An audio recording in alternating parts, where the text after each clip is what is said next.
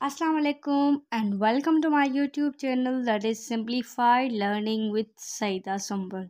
Pakistan affairs के lectures को continue करते हैं और आज हम जो हिस्टोरिकल रिलीजियस लीडर पढ़ेंगे that will be the last leader. तो हम अपने लेक्चर्स को कंटिन्यू करते हैं और आज जिस लीडर के बारे में रिलीजियस हिस्टोरिकल स्कॉलर के बारे में हम पढ़ेंगे दैट इज़ सैयद अहमद शहीद बरेलवी।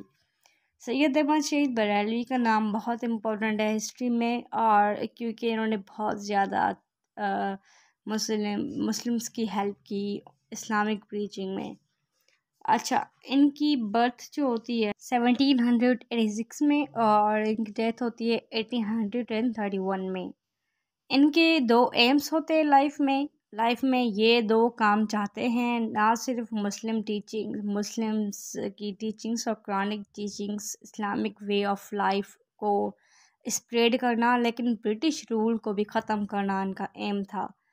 तो इसके लिए इन्होंने बहुत सारे काम किए। आइए डिस्कस करते हैं इनके एम्स, ये फॉलोअर किसके थे, डिस्कशन सारी करेंगे हम, और आखिर में हम कंक्लूड करेंगे कि what we have studied so far in this lecture. तो आइए स्टार्ट करते हैं। सैयद अहमद शहीद बरेलवी जो थे वो शाह वलीउल्लाह के फॉलोअर रहे हैं, और इनके दौर में जिस वक्त में सिख लोग जो थे वो पंजाब पर रूल कर रहे थे, तब उन्होंने NWFP के अंदर भी रूल करना स्टार्ट किया था। वहाँ के जो मुस्लिम थे वो बहुत परेशान थे, वो अपने हिसाब से नहीं रह पा रहे थे और वो बहुत मुश्किलात का सामना कर रहे थे। तो सैयद अहमद शहीद बरेलवी ये बात नहीं सह पा रहे थे कि मुस्लिम्स इतने ज़्यादा मुश्किलात का सामना कर रहे हैं। तो इन्होंने जिहाद का कॉन्सेप्ट दिया। इन्होंने कहा कि सबसे ज़्यादा जो इम्पोर्टेंट है मेरे लिए वो ये है कि मैं मुस्लिम्स को पंजाब के मुस्लिम्स को और NWFP के मुस्लिम्स को इकट्ठा करूं और उनको एक अलग ब्रिटिश रूल से आज़ाद करूं और सिख के रूल से आज़ाद करूं। तो उसके लिए इन्होंने क्या किया था, पहले दो वॉर्स हुई थी जो कि पंजाब और NWFP के सिख लोगों के साथ हुई थी। अकोड़ा एंड हज़रो ये सिटीज़ थे, इनमें जो वॉर्स लगी थी इनकी सिख और मुस्लिम्स के बीच में, ये मुस्लिम्स जीत गए थे।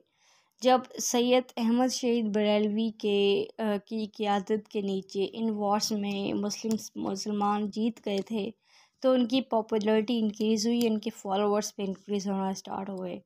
और शाह वलीउल्लाह के जो ग्रैंडसन थे वो भी इनको फॉलो करने लगे थे, और इनको भी टास्क दिया गया था कि आप यहाँ पे इस एरिया में जाएं और ये वो सब कुछ। ठीक है, लेकिन हम जो बात कर रहे हैं कि पंजाब और NWFP के सिख लोगों के साथ इनकी जंग थी और वो जंग ये जीत गए थे। अच्छा, इस पॉपुलैरिटी के बाद क्या हुआ कि इनके ख़िलाफ़ कॉन्स्पिरेसी भी की गई थी। कॉन्स्पिरेसी करने के बाद इनको पॉइज़न देने की कोशिश भी की गई थी, ब्राइब्स देना स्टार्ट कर दी गई थी, जिसका मतलब है रिश्वत। रिश्वत देकर सिख लोग चाहते थे कि इनके फॉलोअर्स जो हैं वो हम ख़रीद लें और वो हमारे साथ इस जंग में शरीक हों। तो इस हिसाब से इन सब बातों को वो फेस करते रहे, लेकिन इनके फॉलोअर्स ने इनको कभी नहीं छोड़ा। सरदार यार मोहम्मद का नाम आप लोग याद कर लेना। इनको ब्राइब दी गई थी कि ये जो है इनको सैयद अहमद शहीद को छोड़कर उनके साथ दगा कर कर वो सिख लोगों के साथ अलायंस बना दें। अच्छा, अब हम मूव करते हैं थोड़ा सा आगे और हम देखते हैं कि पंजाब और NWF के बाद वो मुसलमानों के हालात देखते हैं कश्मीर और पेशावर में, और वो देखते हैं, वो चाहते हैं कि कश्मीर और पेशावर में भी जिहाद का इनेकाद किया जाए। तो वो अपने हेड क्वार्टर्स को मुंतकिल करते हैं। कोई बालाकोट शहर है इधर का, तो वहाँ पर ये स्टार्ट करते हैं अपना जिहाद। ये दो जो जंगें होती हैं इनमें सैयद अहमद शहीद यानी कि मुसलमानों को डिफ़ीट मिलती है, हार मिलती है। यही वो जंगें थी जिसमें ना सिर्फ मुसलमानों को डिफ़ीट हुई, लेकिन सैयद अहमद शहीद भी शहीद हो गए। तो आज हम याद करते हैं सैयद अहमद शहीद, जिसने जिहाद का कॉन्सेप्ट दिया था, इस्लामिक टीचिंग्स को हमेशा प्रीच किया, मुसलमानों को सेव करते रहे और ब्रिटिश रूल से आज़ाद करते रहे।